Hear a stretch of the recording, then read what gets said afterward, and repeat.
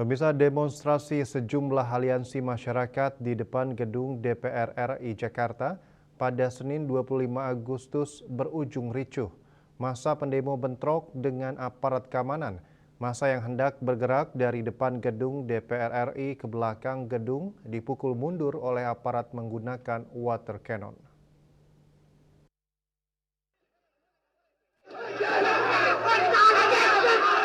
Puluhan massa yang melakukan aksi demonstrasi menolak tunjangan anggota DPR di depan gedung DPR RI pada Senin siang berlangsung ricuh. Kericuhan terjadi saat aparat kepolisian berusaha membubarkan para pengunjuk rasa dengan menggunakan water cannon.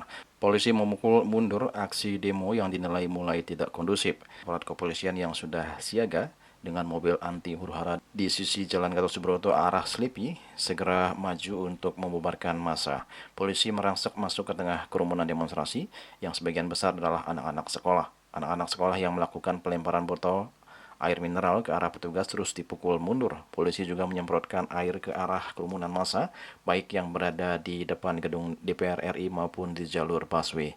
Bahkan massa yang sempat berlari menuju jembatan penyeberangan orang di depan gedung DPR RI juga ikut dihalau dan dipukul mundur.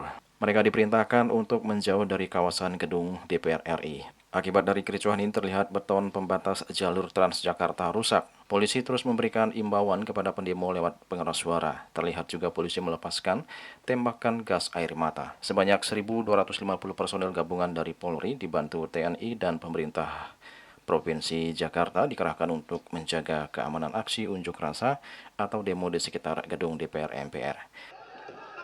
Juli Suharti dan Ketua Melaporkan.